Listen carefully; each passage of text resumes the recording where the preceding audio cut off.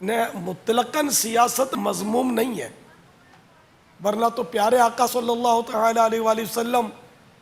نے بھی تو بہت کچھ کیا، کتنا اسٹیبلش کیا حجاز مقدس کو، اہل عرب کو جمع کیا، پھر خالی عرب نہیں عجمی بھی آ کر میرے آقا کی قدم بوسیاں کی اور مسلمان ہوئے۔ اچھا، پھر یہ کہ خلفاء راشدین کی ترکیب، یہ بھی سیاست، پیارے آقا صلی اللہ تعالی علیہ وآلہ وسلم نے مختلف شہروں کے نظام مختلف صحابہ کرام کے سپرد کیے، تو یہ سب سیاستیں نہیں ہیں تو کیا ہے؟ جدا ہو دین سیاست سے تو رہ جاتی ہے چنگیزی، پھر ظلم اور بربریت رہ جائے گی اگر دین سے سیاست کو جدا کر لیا جائے تو۔ اسلام کے زرین اصول کے مطابق اگر ملک کا انتظام سنبھالا جائے، انتظام کیا جائے تو یہ سیاست، تو ایسی سیاست سے نہ پہلے کبھی میں مخالف تھا، نہ اس وقت ہوں، نہ آئندہ اس کی امید ہے۔ آپ میں سے تو شاید یاد بھی ہوگا کچھ لوگوں کو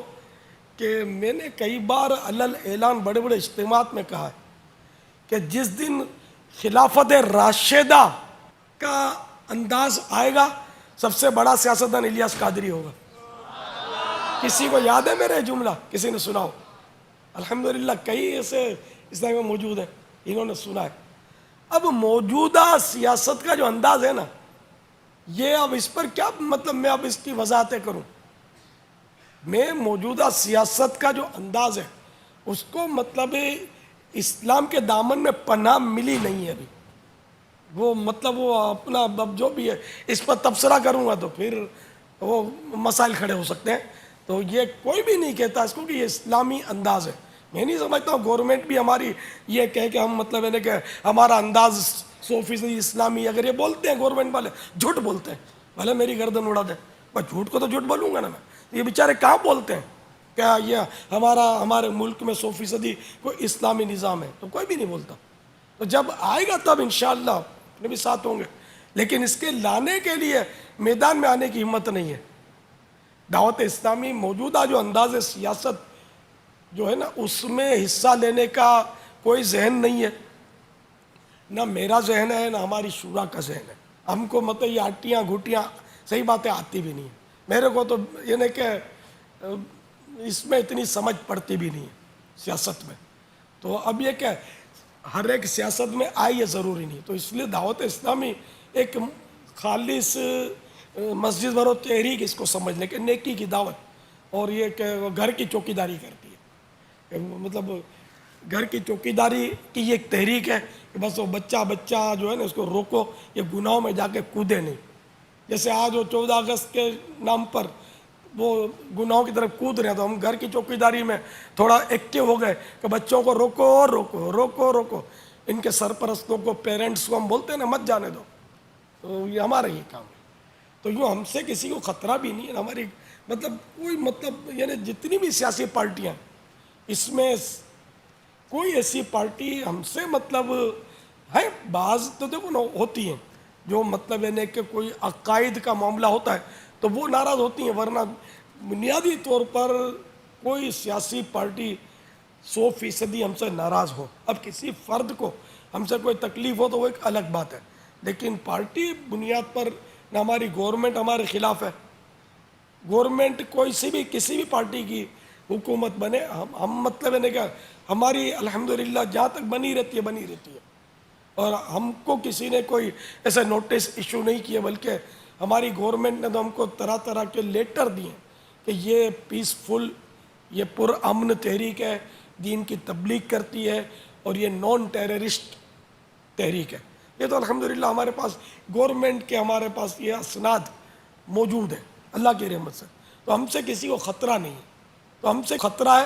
شیطان کو، خطرہ ہے ہم شیطان کی تحریک کو، شیطان کو مار تو نہیں سکتے ہم، تو کوئی بھی نہیں مار سکتا، تو رب مارے گا جب اس کا وقت آئے گا، موت اس کو بھی آئے گی، شیطان بھی مرے گا، تو ہم اس کو مطلب کوئی مار نہیں سکتے، ٹھیک ہے نا۔ ہم اس کا جو بھی مشن ہے ہم اس کو اٹکتے رہتے ہیں شیطان کو، یہ مطلب نمازوں سے غافل کرتا ہے، ہم نمازوں کی یاد دلاتے ہیں، یہ گانے بازوں کا زور لگاتے ہیں، ہم اس سے چھڑانے کی کوشش کرتے ہیں. اللہ کی رحمت ہے کتنوں کو چھڑانے میں کامیاب ہوئے، اور ہزاروں نہیں بلکہ لاکھوں مسلمان دعوت اسلامی میں شامل ہوئے اللہ کی رحمت سے، اور ہوتے چلے جائیں گے انشاءاللہ عز و جل. تو بہرحال سیاست میں، موجودہ سیاست کا جو بھی انداز ہے، برسوں سے شروع سے جو انداز ہے، تو اس سے مطلب یہ کہ کبھی آج تک میں نے نہ الیکشن لڑا، سب کو پتا میں نے کبھی الیکشن نہیں لڑا، نہ آئندہ کوئی میرا ذہن ہے. اب تو عمر بھی ایسی نہیں ہے کہ میں الیکشن لڑ کر اس کے یہ ٹینشن لے سکوں. اب تو مطلب جو الیکشن میں کھڑا وہ کہ جو مطلب موت پروف جیکٹ اور اس کے پاس اسباب ہو، بھائی اب تو مار ڈالتے ہیں یار، تو آسرا ہی نہیں کرتے، گولی مار دیتے ہیں. ویسی سیاست میں کہا ہوں گا کہ جان خطرے میں پڑ جائے، ویسے جان خطرے میں. تو ہم نہیں آتے بھائی سیاست میں. میں نے تو بہت پہلے وصیت نامہ لکھ دیا ہے، یہ اس کو بھی کوئی 8-10 سال ہو گئے ہوں گے اپنی مرکزی مجلس شورا کو،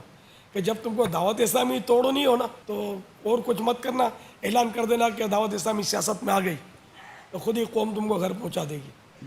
دو بابا اس میں مدنی پھول لکھے تھے آپ نے. ایک یہ ہے کہ سیاست کا اعلان کر دینا، دوسرا یہ بھی لکھا تھا یا کسی سیاسی جماعت کے ساتھ وہ گٹھ جوڑ کہتے ہیں نا، جی وہ کر لینا،